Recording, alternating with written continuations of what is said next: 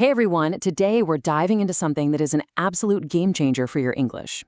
We're demystifying the present perfect tense.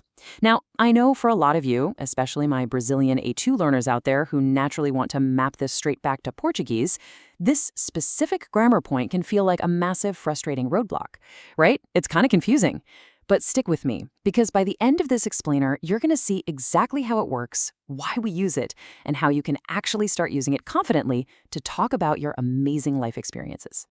Okay, let's look at our roadmap for today. We're going to tackle the present perfect mystery, unlock the magic formula, compare regular and irregular verbs, check out some travel experiences, and then wrap it all up with the 10 fingers game. Section 1, the present perfect mystery. What exactly is it? Let's clear up that first big hurdle most students face, the actual name of this tense. So let me ask you a direct question. Have you ever been to New Orleans? Just think about that for a second. When I ask you this, I'm literally just asking about your life experiences up to this exact moment. I don't care when you went. I don't care what year it was. I just want to know, do you have the experience of visiting this incredible city? When you picture a gorgeous skyline like New Orleans, and we talk about life experiences, like visiting a new city, trying a weird food, or seeing a movie, we're talking about the past in a really general way. The focus isn't on a specific date on the calendar. The focus is simply on the fact that the experience happened at some point in your life. And hey, your life is still going on right now. Now, here's the big mystery that trips everyone up. Why on earth is it called the present perfect if we're talking about stuff you did in the past? Well, think of it like a bridge. It connects a past action right to this present moment. You had the experience back then, and you carry that experience with you right now, today. So the absolute most crucial point here is understanding the difference between the present perfect and the simple past. And look, this is easily the #1 mistake Brazilian students make. In Portuguese, it is so tempting to just use the simple past for everything, right?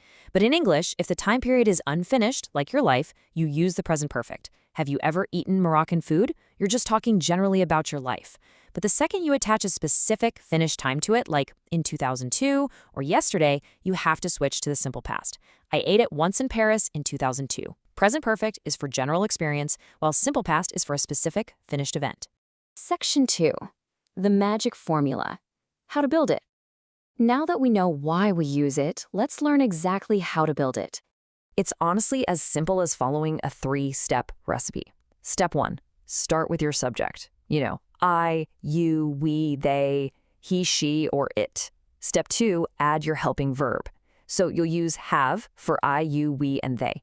And you'll use has for he, she, and it. Then, step 3, you add what's called the past participle form of your main verb. Words like lived, been, or seen. Subject plus have or has plus the past participle. Boom, that's the whole shebang. But I've got a quick pro tip for you here. If you want to sound like a native English speaker, you've got to use contractions. In real, everyday conversation, we practically never say, I have visited. We say, I visited. You've, he's, she's, we've, they've. And for the negatives, we use hasn't and haven't. Honestly, just practicing these contractions is going to instantly make your spoken English flow so much better. Moving on to section 3, regular versus irregular past participles. Remember step 3 of our magic formula? Let's figure out what those participles actually are. So a past participle is just a very specific form of a verb that we use for perfect tenses. The great news, for regular verbs, the past participle is exactly the same as the simple past tense. You just slap an ed on the end, like play becomes played. Easy. But the tricky part? Irregular verbs. These guys have completely unique past participle forms, and unfortunately, there's no magic trick to them. You literally just have to memorize them. This perfectly illustrates what I mean. Think about regular verbs first. Call becomes called. Try becomes tried. Jog becomes jogged. Super easy, right? But the irregular verbs, they change completely. The verb to be becomes been. Eat becomes eaten. Ride becomes ridden. You are going to need these irregular forms constantly when you're talking about your life, so making flashcards or keeping a list of these on your phone is a fantastic habit to get into. Section 4, travel and life experiences. Real-world examples. Okay, we've got the mechanics down.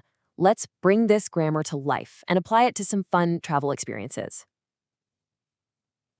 Let's head back to New Orleans. Picture this. 2 awesome activities, visiting a jazz club and taking a riverboat tour.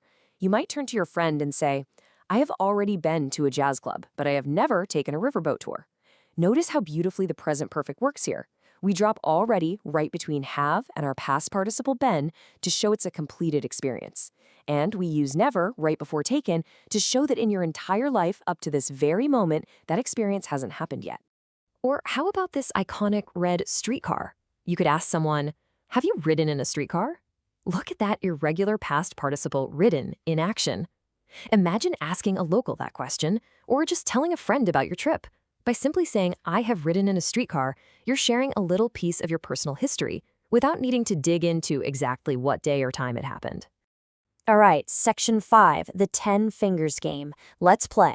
You've absorbed a lot of grammar today, so let's put it to the test. Wherever you are right now, I actually want you to physically participate with me. Here are the rules. Step 1, hold up all 10 fingers right in front of you. Go ahead, do it.